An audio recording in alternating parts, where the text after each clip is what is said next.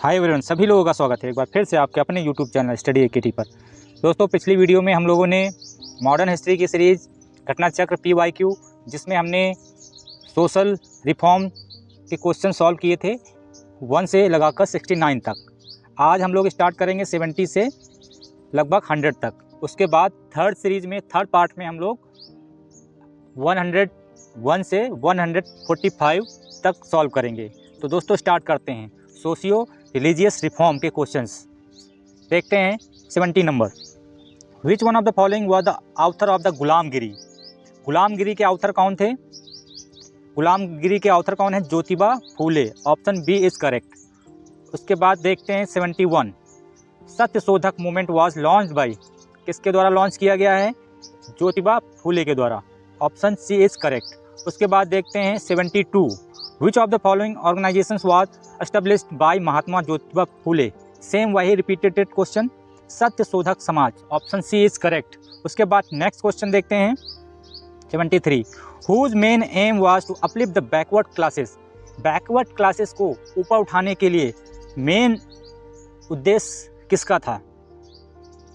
Option B is correct, Satyashodhak Samaj. Satyashodhak समाज का M ही था कि पिछड़ा वर्ग को ऊपर उठाना।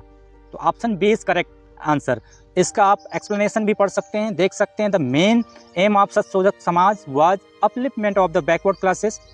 It was founded by Jyotiba Phule in 1873 for the welfare of the dalits and lower caste. He compose critical books, Sarvajanik Satyadharma Pustak and Gulamgiri to spread his anti Brahmin activities. Next question देखते हैं 74, Who was the founder of Satyashodhak Samaj having its primary emphasis on the seeking of truth? तो वही option होगा, Jyotiba Phule. Option D is correct. Satyashodhak Samaj के founder कौन है? ज्योतिबा फूले। उसके बाद देखते हैं ये वाला क्वेश्चन दोस्तों 2022 में आया हुआ है। उसके बाद देखते हैं 75, सत्यशोधक समाज ऑर्गेनाइज्ड किसके लिए ऑर्गेनाइज किया गया था? ऑप्शन सी आप देख सकते हैं, an anti caste movement in Maharashtra. तो एंटी कास्ट मूवमेंट था ये। तो ऑप्शन सी इज करेक्ट। उसके बाद देखते हैं 76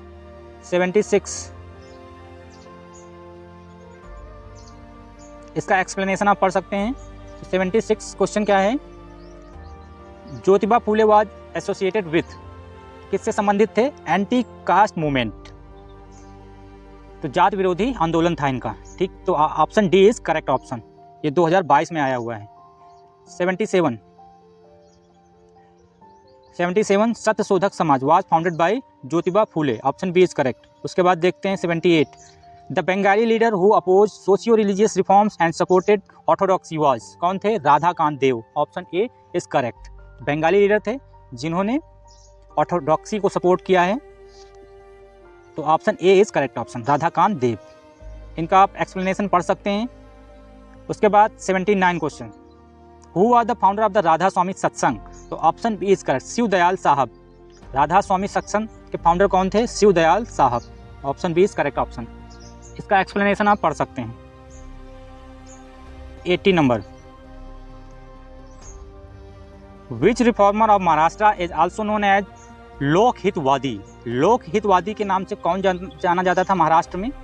वो थे Gopal Hari Deshmukh. Option D is correct. तो महाराष्ट्र में लोक हितवादी के नाम से समाज सुधारक कौन थे? Gopal Hari Deshmukh. Option D is correct option. इनकी एक्सप्लेनेशन आप पढ़ सकते हैं। इन्होंने एक तरीके से वीकली मैगजीन प्रभाकर इसको भी प्रकाशित किया था। और उसके बाद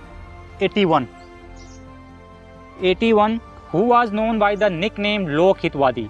लोक हितवादी के निक नेम से कौन जाना जाता है? Gopal Hari Deshmukh. Option A is correct option. उसके बाद next, the campaign for window remarriage in Maharashtra was led by. तो महाराष्ट्र में विडो रीमैरिज का अभियान किसने चलाया? तो Vishnu Parashuram Pandit. Option A is correct answer. Maharashtra में रीमैरिज का कैंपेन किसने चलाया? विष्णु परशुराम पंडित। उसके बाद 83 question, greatest Parsi social reformer of 19th century was.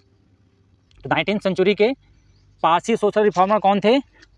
Bahram ji M Malabari. तो option D is correct, Behramji M Malabari ये 19th सेंचुरी के पारसी समाज सुधारक थे। उसके बाद क्वेश्चन नेक्स्ट देखते हैं 84, एक्सप्लेनेशन इसका पढ़ सकते हैं आप। 84, in which year the age of consent act was passed. तो ये एज ऑफ कंसेंट एक्ट कब पास हुआ? 1891 में। Option B is correct option. उसके बाद देखते हैं 85 नंबर, his principal forte was social and religious reform, he relied upon legislation to do away with social ills and work unceasingly for eradication of child marriage, the Parda system to encourage consideration of social problems on a national scale.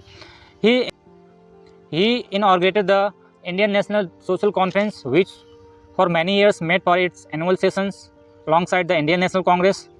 Their reference in this passage is to, ये किससे संबंधित है पूरा ये passage? Mahadev Govind Ranade. Option C is correct option. इनका पढ़ सकते हैं एक्सप्लेनेशन आप लोग। उसके बाद देखते हैं 86, विच of the following pairs not correctly match.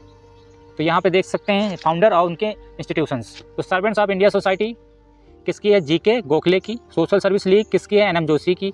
सेवा समिति किसकी है? एनएन कुंजरू की। सोशल रिफॉर्म एसोसिएशन ये मैच नहीं कर रही है।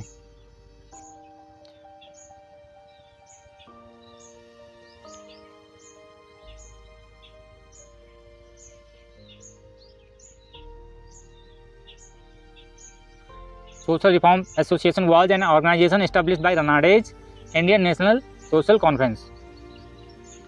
नेक्स्ट क्वेश्चन देखते हैं 87, Rajahmundry social reforms association to encourage widow remarriage was founded in 1871। किसके द्वारा है? वीरे सैलिंगम के द्वारा, ठीक है, फाउंड की गई है इन 1871। तो option A is correct option. उसके बाद देखते हैं 88, during the Indian freedom struggle the National Social Conference was form, what was the reason for its formation. तो इसका रीजन था option B, Indian National Congress did not want to include social reforms in its deliberations and decided to form a separate body for such purpose। तो ये जो Indian National Congress था ये political से संबंधित था, जबकि ये सोशल रिफॉर्म से संबंधित था, इसलिए सेपरेट पर्पस के लिए नेशनल सोशल कॉन्फ्रेंस बनाया गया।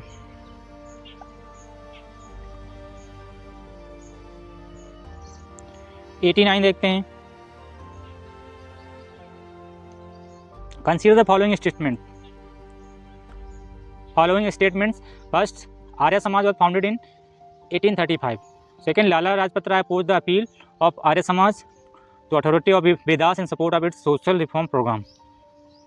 Third is, under Keshav Chand Sen, the Brahmo Samaj campaigned for women education. Fourth is, Vinoba Bhave founded the Sarvodaya Samaj to work among refugees.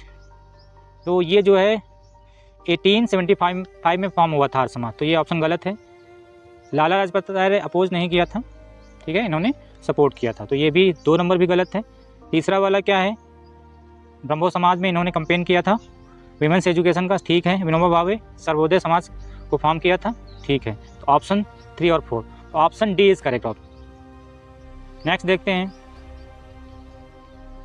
Which of the following act was pass in 1856।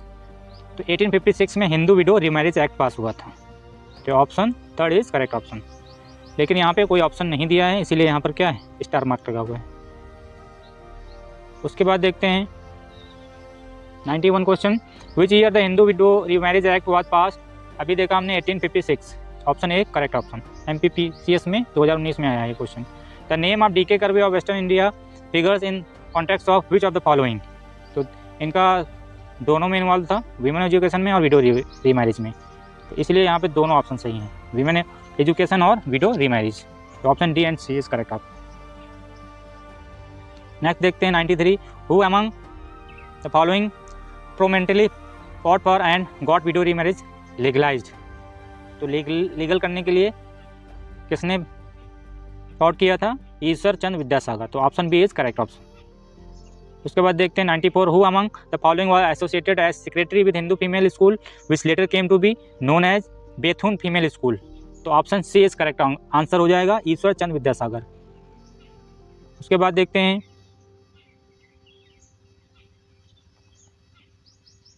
95, Which of the following statements is not correct? Not correct.